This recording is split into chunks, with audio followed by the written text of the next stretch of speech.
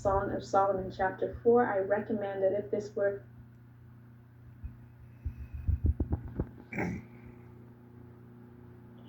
let's get these.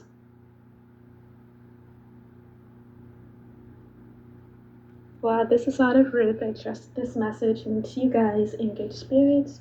If you're new to this family and don't believe that you're here by accident, welcome. We're happy to have you, and Jesus is, of course, always happier.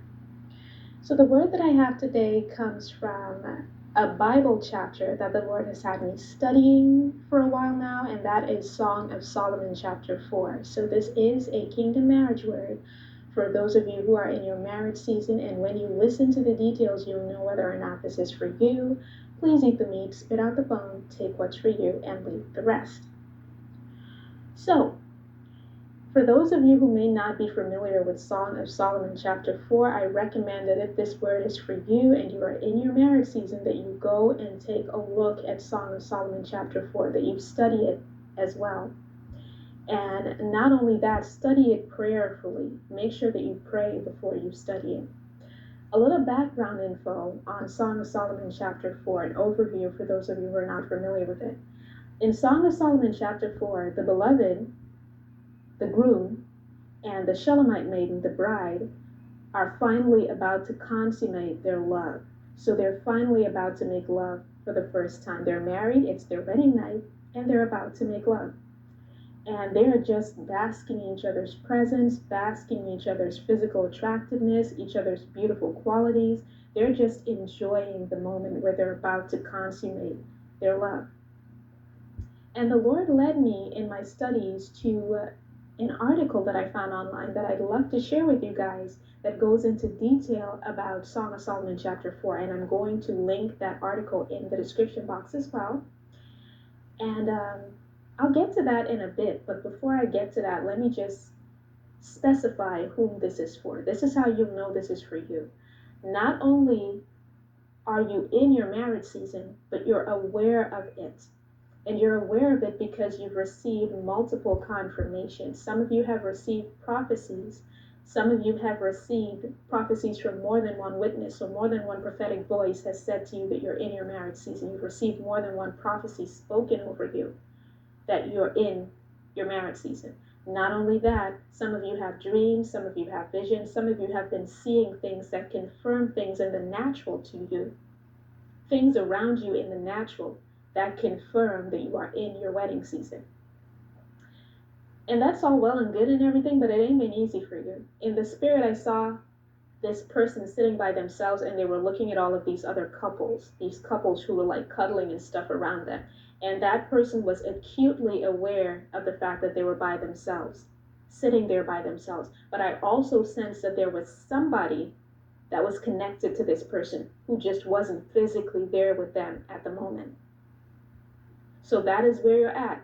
You're single, but God has already selected someone for you, whether or not you know that person. And it ain't been easy for you. That person sat there looking at these couples, and it wasn't easy watching these couples. They're cuddling and they're just sitting there by themselves. And it ain't been easy. And it has not been easy, particularly for you to stay celibate. I'm just going to go ahead and go there and say it the way the Lord showed it to me. It has not been easy for you to stay celibate. Now you have stayed celibate. You have stayed pure. And even if you did slip up and break your celibacy, you got back on the wagon and you kept going. You repented, you got back on the wagon, and you became sexually pure once more. You've been keeping yourself pure before the Lord, working very hard on it. And like I said, it has not been easy because, child, it's like Little Caesar is over there. You are always hot and ready. Okay? So it has not been easy for you.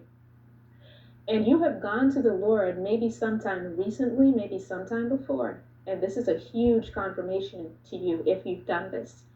And you have said to the Lord, I don't know how much longer I can do this. I don't know, Lord. I don't know how much longer I can hold on because I have needs. I have needs, Lord, and I need to have those needs addressed. You put those needs in me, so they're good, wholesome needs, but I can't attend to them until I'm married now. So I don't know how much longer I can hold on. That's what you said to the Lord. You got real and honest with the Lord. The Lord is saying, hold on. Hold on. Your wedding night is coming. Not just your wedding day, but there was emphasis on the wedding night. This is why he had me studying Song of Solomon, chapter 4.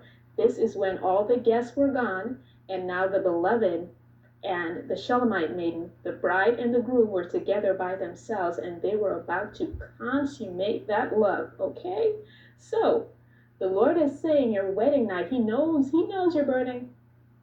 He knows, and he appreciates your honesty for letting him know that you're burning. I mean, he already knew, but he appreciates you being open enough and trusting him enough to say this to him. So he knows you're burning up. He knows that. And your wedding night is going to be like a healing balm on what's burning you. I'm sorry, it's not funny. Your wedding night is going to be like a healing balm. The Lord has a balm for that. Okay? You're about to head into your wedding night. So the Lord is saying, hold on. And I'm going to read from that article that the Lord led me to in my studies of Song of Solomon chapter 4, just because I thought it was beautiful. And it comes from a website called Relevant Bible Teaching. And I am going to link the article in the description box, like I said, for those of you who'd like to read it. So reading from verse 1 to 4 of Song of Solomon chapter 4. How beautiful you are, my darling. How beautiful you are. Your eyes are like doves behind your veil. And now this is what the article says about those verses. Only now, after the marriage vow has been publicly declared before God, does the groom begin to compliment the sexual features of his beloved bride or soon-to-be lover. Starting at the top of her body, he expresses how much he adores each part as he moves downward. He compliments her beauty, her eyes, even though she still has a veil on, and her hair in imagery that she would have appreciated. And he says to her, your teeth are like a flock of newly shorn ewes, which have come up from their washing, all of which bear twins, and not one among them has lost her young. Your lips are like a scarlet thread, and your mouth is lovely. Your neck is like the Tower of David, built with rows of stones, on which are hung 1,000 shields, and all the round shields of the mighty men. Now, continuing downward, he compliments her teeth as being perfect and complete.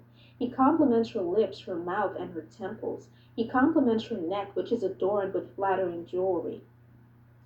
Your two breasts are like two fawns, twins of a gazelle, which feed among the lilies until the cool of the day. When the shadows flee away, I will go my way to the mountain of myrrh and the hill of frankincense. Up to this point, he has appreciated her form, but he had not indulged his mind about her sexual features. Now he directly compliments her about her breasts. He says that he will appreciate her beautiful breasts until the nighttime when the shadows flee away. She doesn't think that his speech about an adoration of her breasts is silly or weird. She appreciates the compliment, delights in his delight, and even is turned on by his further romantic speech. You are altogether beautiful, my darling, and there is no blemish in you. So you are going to have a heaven of a wedding night, beloved. Just hold on, it's coming. I hope this message blessed someone. I love you guys. I will be back with another word as soon as the Lord releases me. Take care. Fearless.